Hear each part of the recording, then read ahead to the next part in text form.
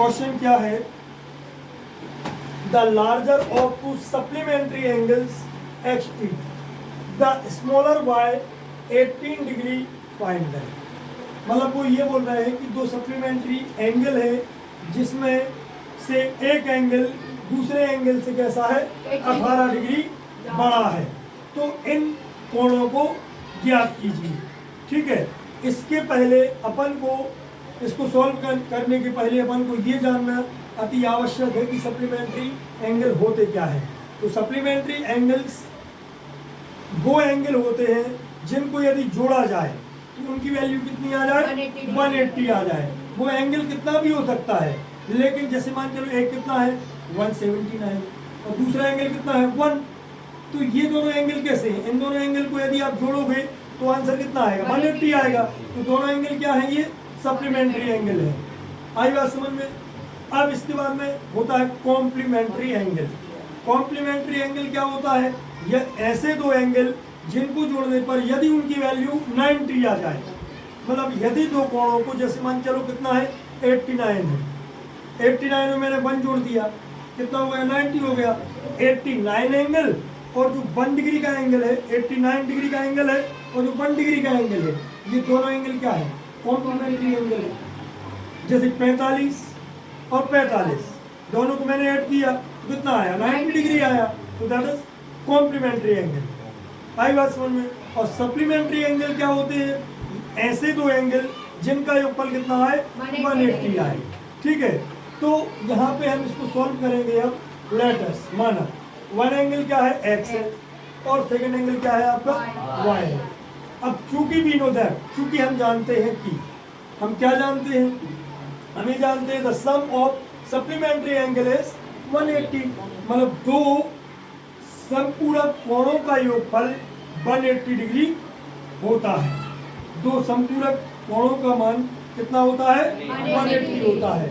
तो मैंने यहाँ पे लिखा था sum of supplementary angle is 180। Now तब या अब x plus Y is equal to 180, क्योंकि हम जानते हैं कि दो सप्लीमेंट्री एंगल क्या है, एक x है और एक y है, ये दोनों क्या है, सप्लीमेंट्री एंगल है। आई बात समझ में। ठीक है, दोनों सप्लीमेंट्री एंगल है तो दोनों का योगफल कितना होना चाहिए, 180 होना चाहिए। तो x plus Y is equal to क्या आ जाएगा, 180 आ जाएगा। बात समझ में आ गई। ये आपकी क्वेश्चन नंबर फर्स्ट आ गई। अगेन अकॉर्डिंग टू क्वेश्चन, अब ये क्वेश्चन में क्या बोल रहे हैं कि एक एंगल दूसरे एंगल से 18 अधिक है। तो मैंने क्या लिखा, एक एंगल लिखा बराबर दूसरा एंगल लिखा, लेकिन एक एंगल दूसरे एंगल के बराबर कब होगा, जब मैं यहाँ पे 18 जोड़ दूंगा, क्योंकि बड़ा एंगल छोटे एंगल से 18 अधिक है। आई बात समझ में।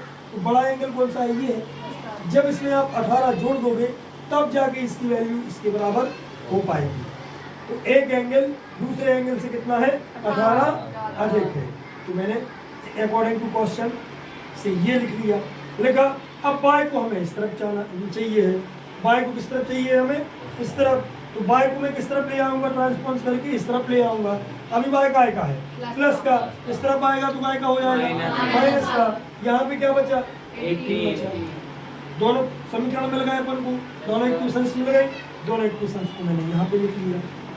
अब हमें इसको सॉल्व करना है, मतलब x की और y की वैल्यू हमें फाइंड करनी है। तो इसके लिए हमारे पास कौन सी मेथड है, सब्स्टिट्यूशन मेथड। विलोपन विधि से भी आप कर सकते हो, वज्रगुणन विधि से भी आप कर सकते हो, ग्राफीय विधि से भी आप कर सकते हो। आंसर आपका यही आएगा। ठीक है, तो चूंकि हम सब्स्टिट्यूशन मेथड मतलब प्रतिस्थापन विधि पा रहे हैं, इसलिए इसको हमें प्रतिस्थापन विधि से ही हल करना होगा। ठीक है, तो हमने दोनों इक्वेशंस ली, पर सब्स्टिट्यूशन मेथड से सॉल्व करने के लिए हमने पहले नंबर क्या लिया, इक्वेशन नंबर फर्स्ट ली, ये ले ली। फिर मैंने यहाँ से x की वैल्यू निकाली।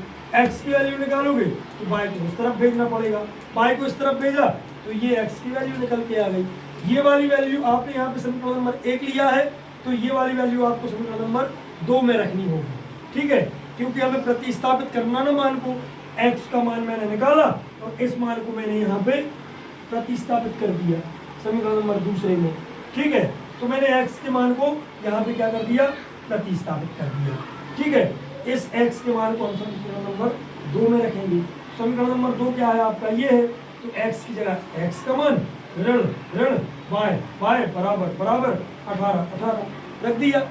इसके बाद 180 अपना सेम रहेगा, एक y और एक y 2y हो जाएंगे, क्योंकि माइनस माइनस के हमेशा जुड़ते हैं, माइनस माइनस के क्या हो जाएंगे, जुड़ जाएंगे। और एक बात और याद रखना, यदि आपकी संख्याएं दोनों कैसी हो, सेम हो, और दोनों संख्याओं में माइनस लगा हो तो भी माइनस लगेगा, और यदि एक संख्या बड़ी है और एक छोटी है, दोनों में माइनस लगे हैं, तो बड़ी संख्या का निशान लिया जाएगा। आई बात समझ में? बात समझ में आई? तो ये दोनों संख्याएं कैसी हैं, इज इक्वल है, दोनों जगह माइनस माइनस लगा तो यहाँ माइनस लगाना है।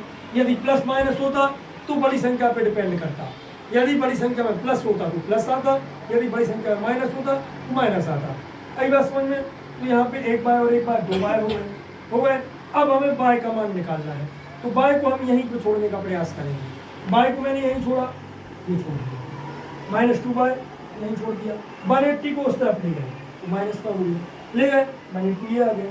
अब इसके बाद में नीचे आए 2 बाय माइनस का है, 2 बाय माइनस का आएगा। 180 में से 18 हटाओगे, माइनस के 162 आएंगे, माइनस के 162 आएंगे, माइनस से माइनस को कैंसिल कर देंगे। अब बाय को मैंने क्या बोला, बाय का मान चाहिए, इसको अकेला छोड़ना है, तो ये 2 बाय में मल्टीप्लाई में 2 बाय में आएंगे, बाय में ये अपॉन में चले गए। 2 से 162 को काट दो, 2 8 जा 16, 2 1 जा 2, तो यहाँ पे y की वैल्यू कितनी आ गई, 81 आ गई। अब इस y की वैल्यू को इक्वेशन नंबर 1 में रख दो या फिर 2 में रख दो, जिसमें आपको सुविधा जाए उसमें रख दो। तो मैंने सुविधा हमें कहाँ में जा रही है, इसमें, क्योंकि इसमें छोटा नंबर है। ठीक है, तो मैंने इक्वेशन नंबर 2 में y का मान रख दिया। ठीक है, तो x minus y is equal to 18 है, ये है। ठीक है, तो यहाँ पे x सेम रहेगा, माइनस सेम रहेगा, y की जगह y का मान बराबर सेम 18 सेम। 81 को उस तरफ ले जाओ, क्योंकि हमें x का मान चाहिए। अब तो x को हम यहीं छोड़ देंगे, 81 को हम इस तरफ ले आएंगे, 81 इस तरफ आ गया। इन दोनों को ऐड कर दो, 99 x की वैल्यू आ जाएगी। तो आपका एक एंगल कितना है, 81 डिग्री, और सेकंड एंगल क्या है आपका 99 डिग्री। आई बस में ऐसे कीजिए।